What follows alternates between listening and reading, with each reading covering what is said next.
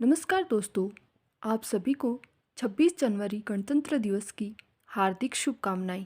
साथ ही आज से माघ मास की शुरुआत हो रही है, तो उसकी भी बहुत बहुत शुभकामनाएं।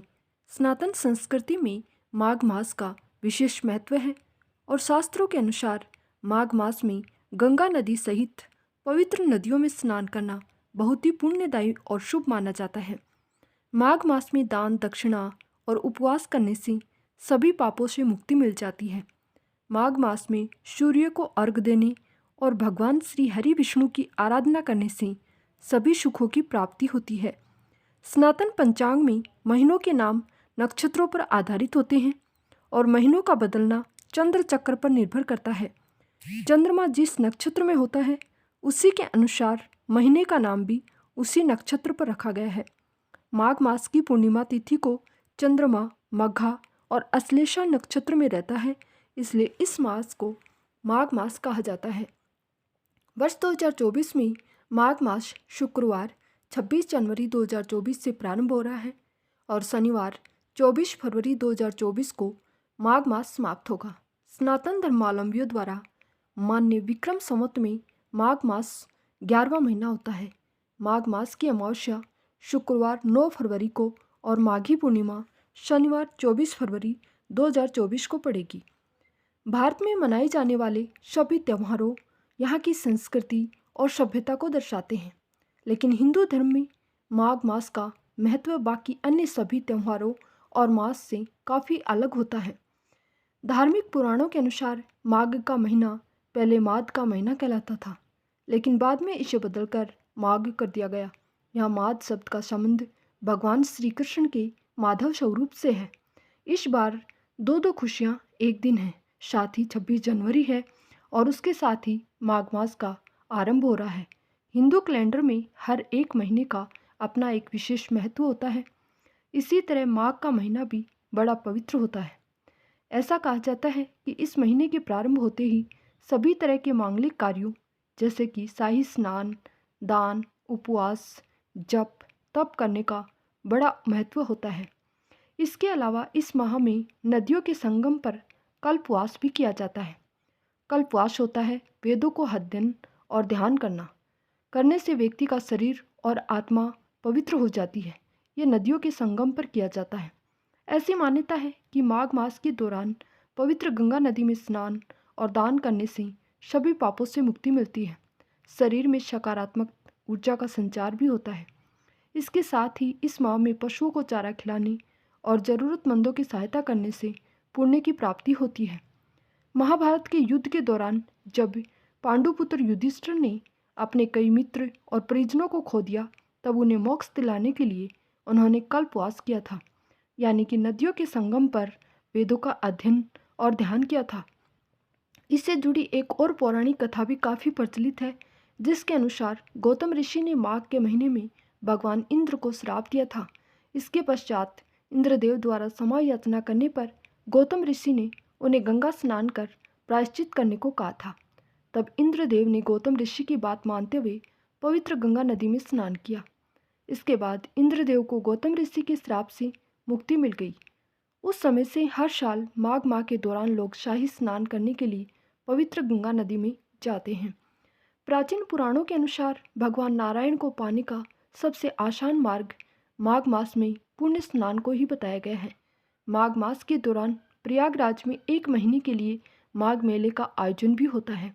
इस मेले में देश विदेश से लोग शामिल होते हैं, पवित्र गंगा नदी में स्नान करते हैं। ऐसी मान्यता है कि माघ के महीने में काले तिलों से पूजा करने से शनि ग्रह के दुष्प्रभावों से भी राहत मिलती है। इसके साथ ही काले तिलों से पितृ तर्पण किए जाने पर पितृदोष से भी मुक्ति मिलती है। इसके अलावा इस महीने में भगवान कृष्ण की पूजा करना भी काफ़ी शुभ माना जाता है। पूजा के लिए भक्तों को ओम श्री नाथाय नमः मंत्र का जप करना चाहिए।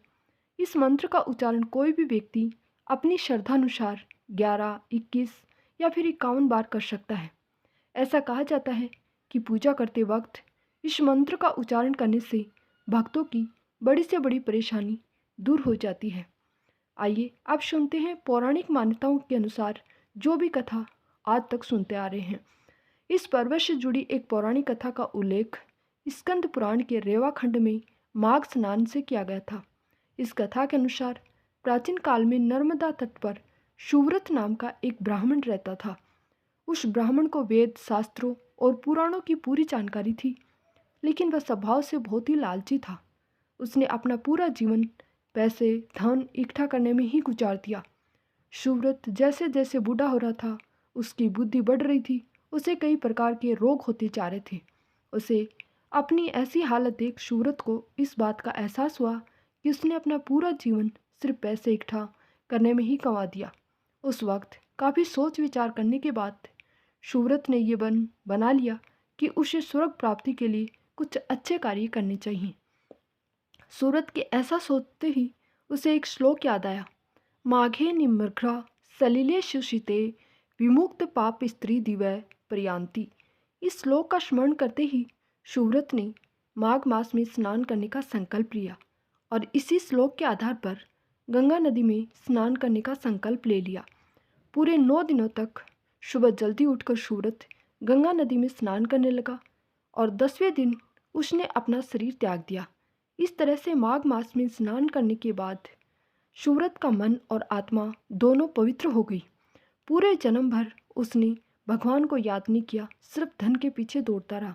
लेकिन आखिरी समय में माघ मास में गंगा नदी में स्नान करने से उसे स्वर्ग की प्राप्ति हुई। माघ मास से मांगलिक कार्य प्रारंभ हो जाते हैं। इस मास में पवित्र नदियों के तट पर मेला लगता है। इस मास से सूर्य जब उत्तरायण होने लगता है तो धीरे धीरे ठंड भी कम होने लगती है। इस मास में हेमंत ऋतु के बाद शिशिर ऋतु का प्रारंभ होता है। माघ महीने की शुक्ल पंचमी से बसंत ऋतु का आरंभ हो जाता है। माघ नक्षत्र के कारण इस मास का नाम माघ मास ही पड़ा है। माघ मास में कुछ महत्वपूर्ण व्रत होते हैं, जैसे कि सठतिला एकादशी, तिल चतुर्थी, रथ सप्तमी, बिस्मा अष्टमी, मौनी अमावस्या, जया एकादशी, संकटी चतुर्थी आदि। माघ मास में कल्पवास का विशेष महत्व है। माघ काल में संगम के तट पर निवास को कल्पवासी कहते हैं। माघ माह में जहाँ कहीं भी जल हो तो ऐसा माना जाता है कि वह गंगा जल के समान पवित्र हो जाता है। जो भी माघ माह में गंगा स्नान करता है, लक्ष्मीपति भगवान विष्णु की कृपा प्राप्त कर लेता है। माघ माह में स्नान करने से सुख, सौभाग्य, धन, संतान और मोक्ष की प्राप्ति होती है। इस मास में शीतल जल के भीतर डुबकी लगाने वाले मनुष्य पाप मुक्त हो जाते हैं। मान्यता है कि माघ माह में देवता धरती पर आकर मनुष्य रूप धारण करते हैं और प्रयाग में स्नान करने के साथ ही दान और जप भी करते हैं। इसलिए प्रयाग में स्नान का खास महत्व है, जहाँ स्नान करने से सारी मनोकामनाएं पूर्ण हो जाती हैं। माघ पूर्णिमा के दिन पुष्य नक्षत्र हो तो इस तिथि का महत्व और भी बढ़ जाता है। पद्म पुराण के अनुसार माघ मास के महात्म्य का वर्णन बहुत ही सुदृढ़ता से किया गया है, सुंदर दिखाया गया है। माघ मास को पूजा करने से श्री भगवान श्री हरि को उतनी प्रसन्नता नहीं होती जितनी कि माघ महीने में स्नान मात्र से होती है। इसलिए सभी पापों से मुक्ति और भगवान वासुदेव की प्रीति प्राप्त करने के लिए प्रत्येक मनुष्य को माघ माह में स्नान करना चाहिए। माघ मास में पूर्णिमा को जो व्यक्ति ब्रह्मवैवर्त पुराण का दान करता है, उसे ब्रह्मलोक की प्राप्ति होती है। माघ में ब्रह्मवैवर्त पुराण की कथा सुननी चाहिए और यदि यह संभव न हो तो माघ महात्म्य की अवश्य सुननी चाहिए। इस मास में स्नान, दान, उपवास और भगवान माधव की पूजा अत्यंत फलदायी होती है। महाभारत में आया है, माघ मास में जो तपस्वियों को तिलदान करता है वह नरक का दर्शन नहीं करता। माघ मास की द्वादशी तिथि को दिन रात उपवास करके भगवान माधव की पूजा करने से उपासक को राजसूय यज्ञ का फल प्राप्त होता है। अतः इस प्रकार माघ स्नान की अपूर्व महिमा होती है। माघ माह के द्वारा आए किसी भी व्यक्ति को खाली हाथ नहीं लौटाया जाता, दान पुण्य किया जाता है। इस माह में किसी भी तरह का वेचन नहीं करना चाहिए। इस माह में तामसिक भोजन भी नहीं करना चाहिए।